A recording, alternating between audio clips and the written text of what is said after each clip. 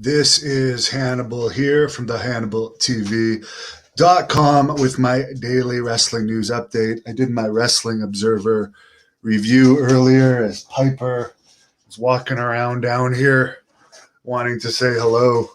My co-host here on the Hannibal TV. Canyon Seaman. Yes, his real last name is really Seaman. It's right up there with Jeff Gaylord, his funny last names to me. Right up there with Jeff Gaylord, rather, who is a former world-class wrestler who was also in the Survivor Series 93 as one of the masked knights, along with Barry Horowitz and Greg Valentine. But basically, this news came out about Mr. Seaman being no longer with the WWE last month, and they denied it. But now PW Insider is reporting that they received confirmation today that the senior VP of talent development is no longer with WWE. And according to Dave Meltzer, it appears the story is true. Now, I never really understood why they hired this guy in charge of basically hiring development talent and scouting talent, as his background is, I guess he was a volleyball player and he was a vice president for a volleyball league that shut down. And then he was an apprentice trader before being hired by WWE. So what his qualifications are to find talent that could go on to be superstars is limited at best. And let's think about this. He's been in charge of this job since 2012. What new stars that have really become mainstream stars have been hired since then? Zero. Absolutely zero. The last biggest star that has been hired would have been Roman Reigns, who probably would have been hired by Ty Bailey, the same guy that hired me. Because Roman Reigns was hired around the same time I was hired, although my contract didn't go through. So yeah, Canyon Seaman is gone. Apparently, John Cena being added to WWE house shows over the next month has improved ticket sales everywhere except for the Minneapolis market. The place where they sold the most tickets after announcing Cena has been added to the show has been Kansas City, which has sold an additional 1,700 tickets over the past week. And as I reported in the Wrestling Observer review, house show tickets apparently weren't selling very well in most markets. So they managed to work a deal where John Cena is going to be back on a lot of these house shows. He was also on SmackDown tonight. Apparently, Harry Smith has been back with the WWE since April. He did have as I already reported a bunch of times, a dark match on last week's SmackDown, but from the reports I read, it doesn't appear he did anything on the SmackDown tonight, either on the TV show or dark. It's unknown whether he's going to be just in the UK brand or if he's going to be on one of the main rosters or NXT. I guess time will tell. I believe his last match before going to WWE was against the Blood Hunter, where the Blood Hunter actually defeated him for that Great North Wrestling heavyweight title. And by the way, speaking of Great North Wrestling, I've already reported this. I've been searching for places to run in Ontario that are actually going to allow us to run, and I think I found somewhere for August the 28th. So I'll report on the developments of that for our Ontario fans as the news comes out. By the way, the Dynamite show that's going to be September 22nd at Arthur Ashe Stadium in Queens, New York, is at 16,403 tickets sold so far. And the capacity is 18,692. That is the show where Daniel Bryan is supposedly going to debut. So that's actually selling way better than the WWE Madison Square Garden SmackDown. So actually, overall, AEW is doing pretty good right now. I think they've graduated from competing against NXT to competing with WWE. And while I'm not an AEW fan, I'm also not a WWE fan.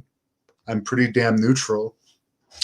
And I actually do like to see that AEW this week, for instance, got a 0.44 rating, which is better than Raw and SmackDown have done a lot of the times in recent months. I like to see WWE get some competition because they got very arrogant and their show is unwatchable. Like, I can't even watch the 3-minute highlights anymore. So maybe they'll have to actually put some effort into the product and stop hiring volleyball players to be in charge of recruiting talent, which makes absolutely no sense to me when a guy like Kevin Sullivan is still around and they don't even bother hiring him for the writing team. They'd rather hire people that know nothing about wrestling. And I like seeing them get some competition. And I actually hope, and I know it's probably going to happen, I hope that AEW can actually beat Raw and SmackDown in the ratings the same week. I would love to see that happen. Bill is a great man. He tipped me $20. He's one of the big supporters of the Hannibal TV, and I really appreciate that. Use that towards future interviews. And Roberto, $4.99. Well, I'll bring Piper up again. We'll buy her some tomatoes with that. Her favorite food is tomatoes and strawberries. Look, Piper, he tipped you $4.99. That's very kind of you. I'll get into a few of your questions. Mark, if you're talking about Mark Carano, he was fired over the sending Mickey James's gear back in a garbage bag. And he was working in talent. I don't know if he was over or under this Seaman character. But that Mark Carano guy was a huge asshole. Huge, huge, huge asshole. I had a few times I called back around 2008 to try and get tryouts. And what a complete asshole, rude piece of shit he was. So I'm glad that he's gone. Al says Piper, the wingman. She's actually the wing woman. She is a lady, but she's very feisty, and she definitely takes after Roddy Piper. Rob, what happened to Sergeant Butterleap Parker? He flaked out on me 4 times. So I think I'm going to give up on him for now. He's a strange guy. Really strange guy. Ralph says WWE making a lot of cuts. Apparently they're looking to hire back Braun Strowman, though. John, I'm not going to have Dark Journey on again because I paid for an hour with her and she shut off the phone after 35 minutes and probably passed out drunk after that. She couldn't coherently answer a single fucking question. And I find that rude. And she was also 2 hours late. I'm a busy guy. I don't have fucking 2 hours to sit around waiting for some fucking drunken moron loser to fucking do an interview with me that should be happy that the most popular shoot interview guy right now in wrestling wants to even talk to her. Same with this sergeant, whatever the fuck his name is, Buddy Lee Parker. As I said, he flaked out on me 4 times. In between that time, I've seen this guy do interviews that haven't even had 100 hits because I was researching them.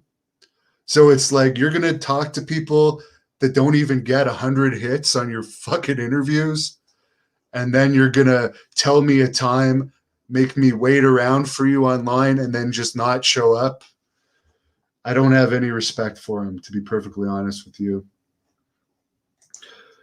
Frank doesn't like Cena. I met Cena a couple times, and he was nice. I don't like his allegiance with China. That's for sure, as I've said many times, due to how they torture dogs there before they eat them, skin them alive and boil them alive, because it releases some fear hormone that supposedly makes dogs taste better in China. Gilbert, who is the next wrestler I'm interviewing? That will be the Berserker tomorrow night. And I'm a little worried because it seems like he's drinking again. That picture came out today. And he has a history of alcohol problems. The last time I was scheduled to interview him, the interview actually got canceled due to him being arrested. Michael says Blood Hunter is a beast. I agree. He's my favorite wrestler. And I'm looking forward to seeing him in action again. I'll throw out Bill's $20 tip again. Really appreciate it. John would like to see Marty Jannetty, Dark Journey, and the Goon at the same time. Marty Jannetty's entertaining and tells funny stories, and he's respectful. He hasn't been laid on me. Well, he does go off in some directions. He always answers a story. The Goon is just a low-life, washed-up loser. I would love to see the Blood Hunter wrestle the Goon, but apparently he doesn't want to wrestle the Blood Hunter. So he can't. Maybe he does have a couple brain cells left, because that wouldn't have been very pretty. Sunset Moth. Apparently the Goon is getting a merchandise contract. You know what? It's funny. There's a history. This has happened many times after they appear on this channel. People ended up getting WWE jobs or WWE contracts. After my 3-hour shoot interview with Billy Graham came out, he ended up getting a WWE Legends deal, for instance. And it's happened to a lot of them. Ray Rougeau got hired as a French commentator after my shoot interview. Many wrestlers have been hired off of this shortly after appearing on this channel. But that's funny that they're going to put out a Goon toy. Scott loved the Brett Sawyer interview that I did yesterday with the brother of Mad Dog Sawyer. Holly says someone should scout me. I don't want to work for anyone but myself. I like working for myself. Which reminds me, if you're not subscribed, please subscribe to my channel. And thank you for the continuous tips for the people that tip me today. I'm going to go for my run in a few minutes. But when I got back from my run, I did watch this last night. The Masked Mutilator film starring Brick Bronski, who I interviewed, and he was a pleasure to interview. And when I get back from my run tonight, I'm going to do a review of that. John has an idea for me. Put together all the interviews of people I did that were wasted. Maybe. Pubert, are we getting a part 2 interview with Brick? Probably. Mark, the Grappler wasn't wasted. I did interview the grappler. I don't know if that's what you're referring to. Bandit thinks the Dark Journey interview was nuts. Would I interview Ahmed Johnson? Yes. Andrew, I already talked about Buddy Lee Parker. I'll end on this because people keep asking me about this. And I've said it. He got back to me, said another time, then no-showed another time. He's a fucking loser. We'll end it at that. He's a fucking complete loser. Thank you for watching the Hannibal TV. Please like this video if you enjoyed it and click the subscribe button to not miss any of our latest shoot interviews, match videos, or news updates. Support us on Patreon